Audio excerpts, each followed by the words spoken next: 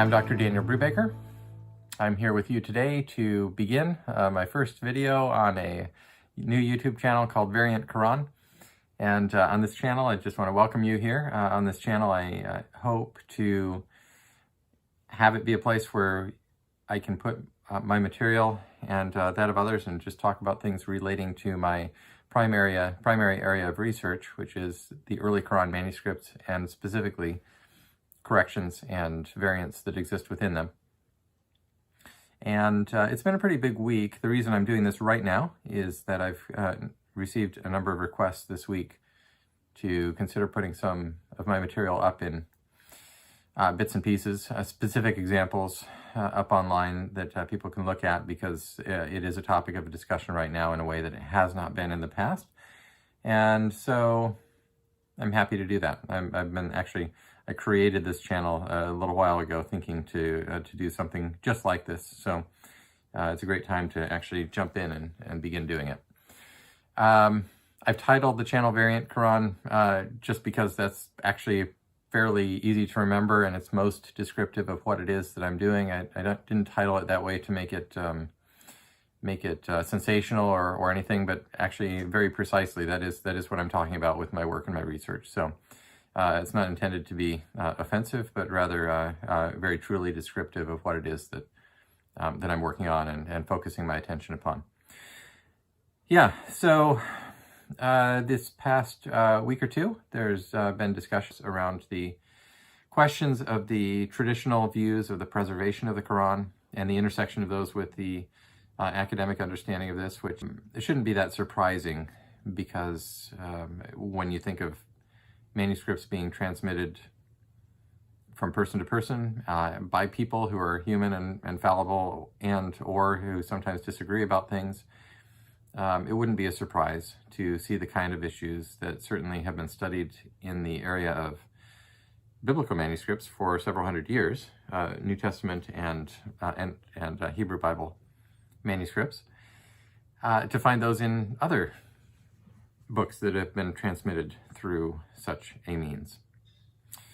I think the difference is that there has developed over time a sense, mainly in popular at the popular level, that the Quran is different, that the preservation of it was not merely a matter of confidence in the text being as it was delivered, but also almost a doctrinal issue that this text can be trusted because it was transmitted perfectly without a dot or a letter changed and so forth. And in that final phrase that I just said, that is not the view of the earliest, even the earliest Muslim scholars of the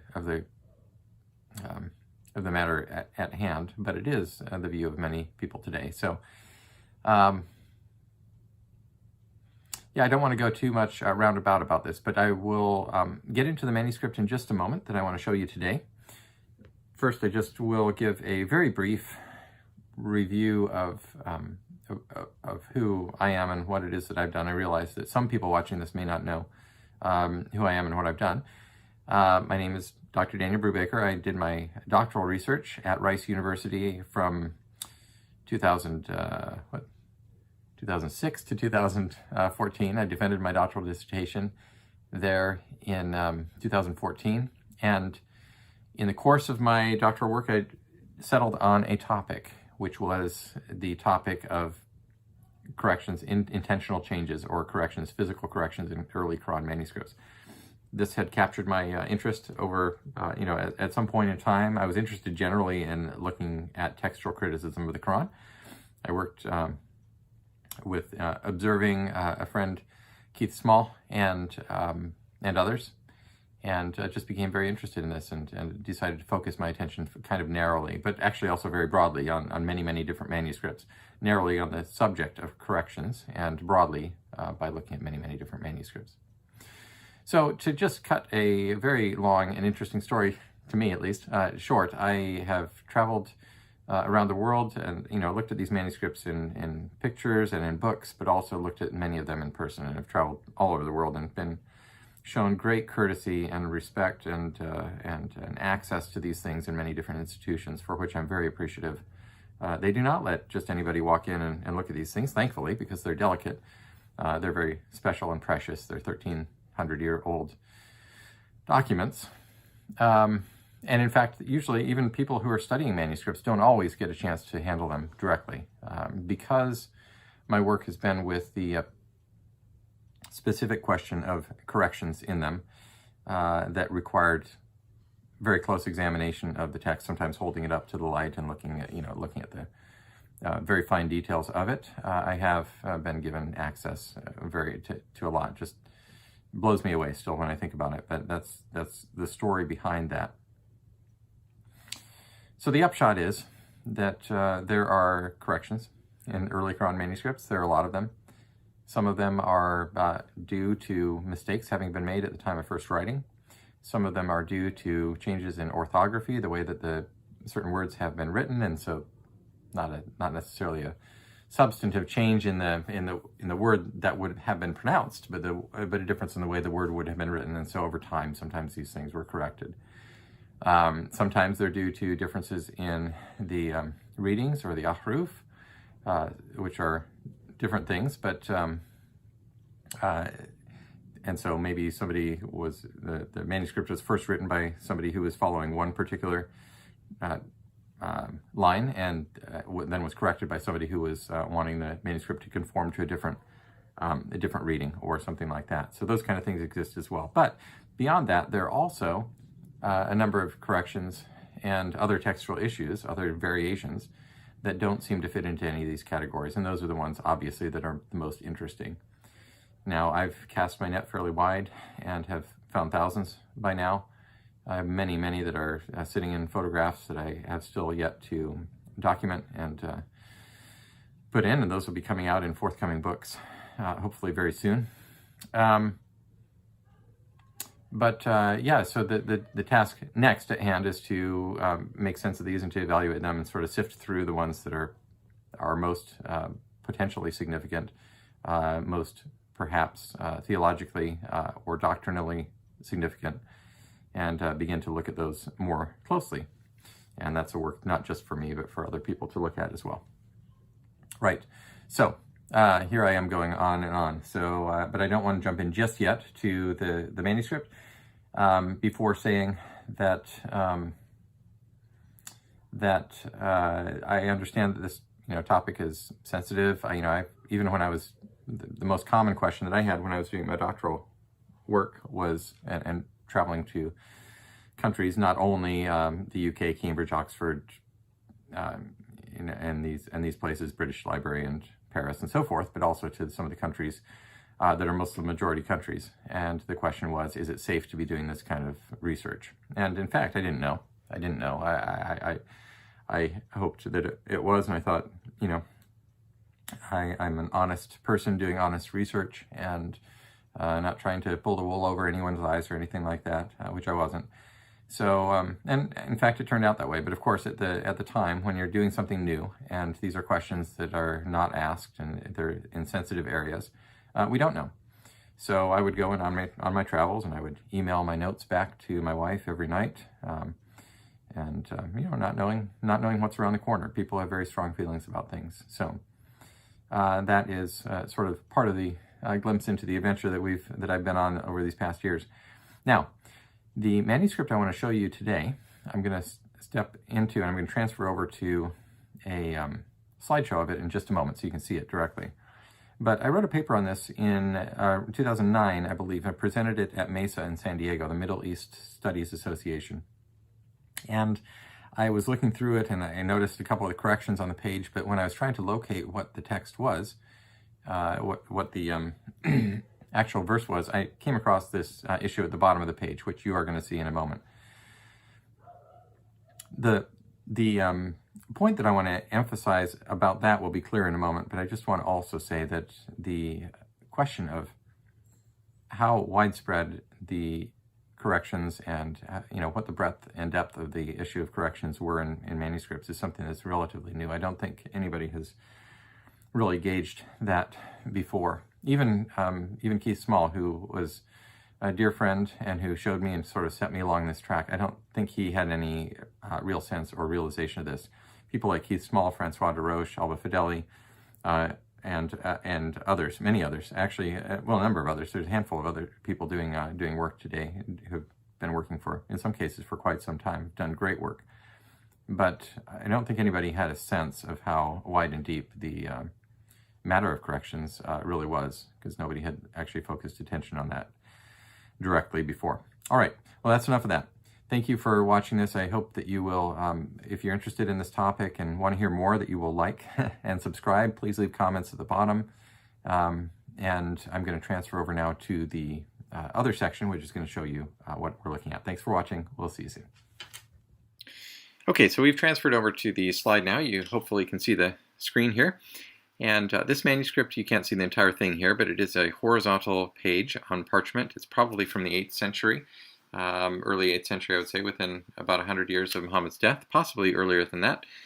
And it is one of the pages from the Sana'a manuscripts that were discovered between the inner and outer dome of the Sana'a Mosque in Yemen in 1972. I believe this photograph was made by either Puyn or von Bothmer, and it was published as part of the UNESCO CD-ROM of Sana'a Qurans, which I believe was one of the fruits of that project. What you see happening here, and if you look where the arrow is pointing, you can see an inserted aleph in the right margin. This is not all that striking, but I want to show you two corrections on the page before I get to my third issue on the page, which is my main point. This is the final aleph of the word kafaru, they disbelieved, of Surah 974. It represents a not uncommon issue with the developing orthography or way of writing the third person plural form of verbs. All right, so the second thing I want to show you is this insertion of an Allah that's several lines down. This one has been discussed. It's one of the ones that was discussed in my book, Corrections in Early Quran Manuscripts. It was published about a year ago, among 9 others.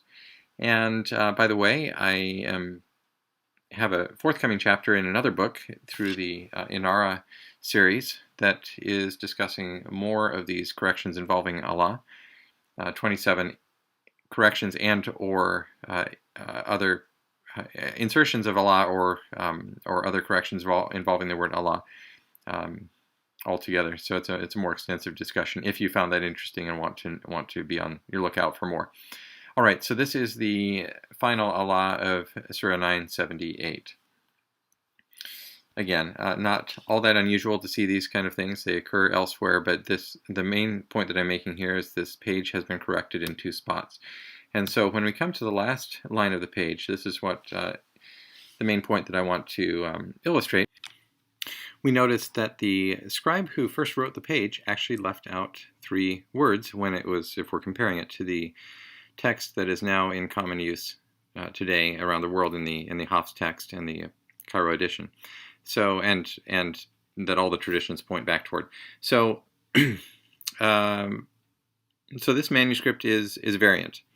Not only was it variant at the time of first writing, but the other interesting thing to note, and the reason I showed you the other 2 corrections on the page, is that somebody came back to this page at a later time after production and corrected it. And whoever that was, however, did not correct or did not see a need to correct the omission at this spot. So I find that very interesting. So these words stand as they were first written. So 2 people, at least, well, possibly one of them, made a mistake by omitting something, or possibly didn't. Possibly thought that that was the way that it was supposed to be written. And possibly the second one, the corrector, either made a mistake and didn't see it, or once again reviewed it and thought that that was the way that it was supposed to be written. So I find that interesting. Now, let's take another look before we finish up here at the verse itself and read it there. It says, "It is the same, whether or not you beg forgiveness for them. Though you ask forgiveness for them 70 times, Allah will not forgive them. That is because they disbelieved in Allah and in His messenger." And that last little bit is cut off, but that's what it says. So this verse can be read sensibly, grammatically correct, with or without the sab'in maratan fa. If you read it without it, it would say, "It is the same whether or not you beg forgiveness for them. Though you ask forgiveness for them, Allah will not forgive them." So that makes sense, but it also makes sense, of course, the way that it stands today. Now, let's take a look over here at something else, which sprung to my mind when I looked at this, and I thought, well, that sounds very familiar. Those themes sound familiar. And if we look at Matthew 18:20 to 21, and some of you may have actually already noticed this as I read the verse. We're reminded of the time when Peter was speaking to Jesus, and the text tells us that Peter came and said to him, "Lord, how often shall my brother sin against me and I forgive him? Up to 7 times?" Jesus says to him, "I do not say to you up to 7 times, but up to 70 times 7. And so what do you notice here? It is the instance of the asking for forgiveness, or the need to forgive, and the requirement or call to do so, up to 70 times 7 in this case. But the 70 times and the idea of forgiveness both exist side by side in this very well-known account, just as they do in the Quran text, as it stands today, but not as it stood at the time that this particular manuscript was first written. It lacked that idea of the 70 times. Now, the idea of 70 and the motif of 70 and 7 is very important in the New Testament and in the Hebrew Bible. It's great significance. It occurs very frequently. It's not really that much so in the Quran. It does not occur that frequently in the Quran. So what are we to make of this? What happened here? Well, we don't know. But there are interesting questions in this. I hope that you can notice that and see that. Is it possible that the scribe that first thought that this was not supposed to be here actually was thought that it was not supposed to be here because there was a tradition that varied from what we have today? I don't know if that's the case or not. All we have is a single manuscript here that says it. If we ever have a second manuscript that reads the same way, then we'll be able to have a bit more clarity to the picture. But these are things to think about, and I hope it has started to provoke your thought a little bit. I will end right there and let you think some more. Please, again, like and subscribe to the channel, and leave comments below. I'll take a look at those, and we'll talk to you again soon. Thanks so much. Bye.